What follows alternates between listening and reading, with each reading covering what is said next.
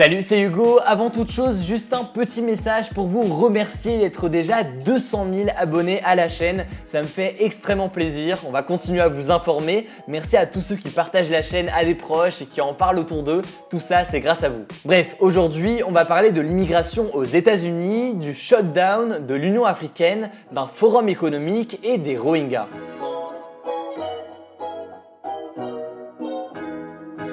La première actualité de la semaine, elle concerne l'immigration aux États-Unis. Le président des États-Unis a proposé au Congrès américain, qui rassemble le Sénat et la Chambre des représentants, une mesure un peu particulière. En effet, Donald Trump, qui est pourtant opposé à l'immigration massive, serait prêt à naturaliser, donc à donner la citoyenneté américaine à 1,8 million de personnes. Ces 1,8 million de personnes concernées sont entrées illégalement aux États-Unis et 690 000 d'entre eux sont appelés les Dreamers.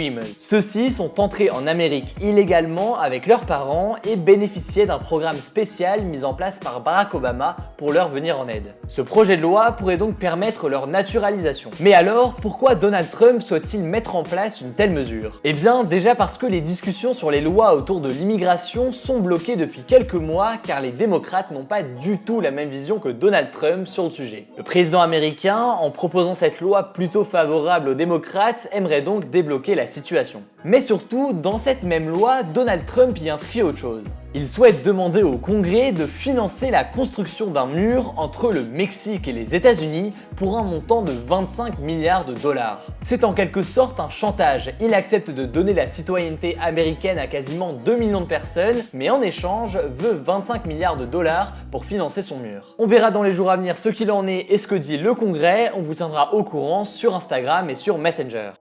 Deuxième temps fort de la semaine, il concerne aussi les États-Unis et c'est la fin du shutdown. Déjà, qu'est-ce que le shutdown ?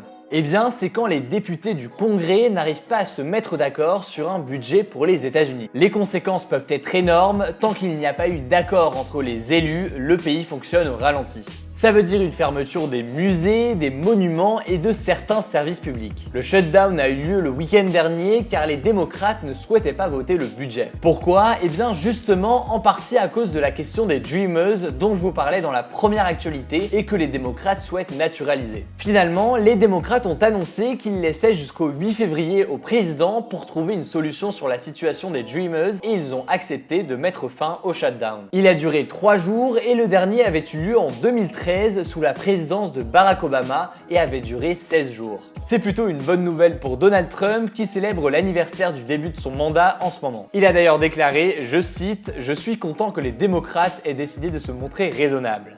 La troisième actualité de la semaine concerne l'Union africaine. L'Union africaine, qui est une organisation rassemblant des États africains, a organisé un sommet important cette semaine. Il a eu lieu à Addis Abeba, la capitale de l'Éthiopie, et le président de l'Union africaine, Moussa Faki Mahamat, s'est exprimé au sujet de Donald Trump.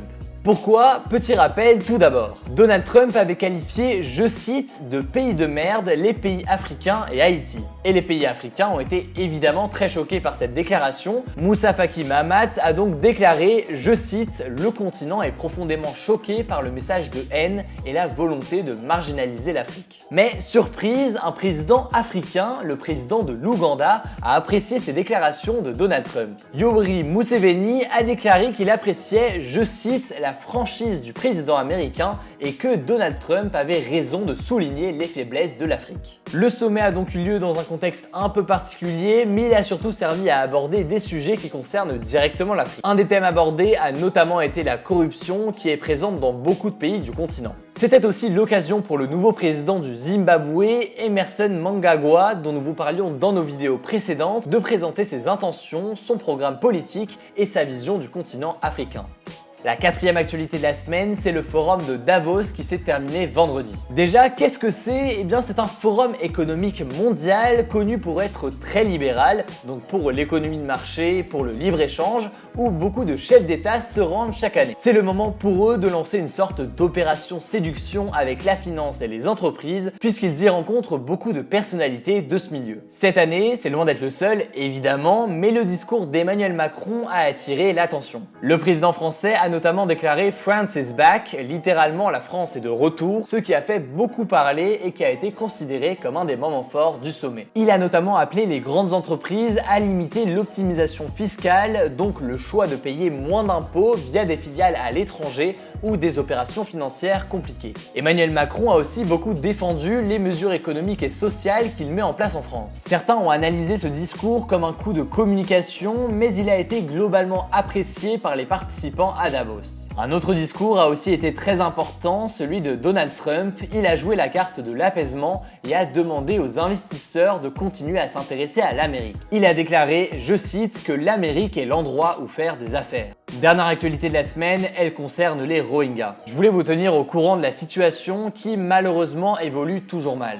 Pour rappel, les Rohingyas sont une minorité birmane fortement réprimée par l'armée de la Birmanie et la plupart d'entre eux ont dû se réfugier au Bangladesh. La Birmanie avait signé un accord avec le Bangladesh pour que les Rohingyas puissent rentrer chez eux, mais il est encore très loin d'être appliqué. La presse asiatique a raconté un épisode très inquiétant. Les Rohingyas étaient censés rentrer dans un village situé en Birmanie, mais des vidéos amateurs ont circulé. Elles montrent un grand incendie qui semble s'être déclaré là-bas. Les Rohingyas ont directement accusé l'armée birmane d'être responsable. De plus, un Rohingya a été tué par des hommes armés dans un camp de réfugiés au Bangladesh. C'est le deuxième meurtre de ce type en quelques jours. Ces événements rendent le retour des Rohingyas encore plus difficile et il ne fait qu'être retardé alors que de nombreux villages où ils devaient se rendre ont été brûlés. La situation est observée de très près par de nombreuses ONG comme Human Rights Watch et nous vous tiendrons évidemment au courant de l'avancée de la situation.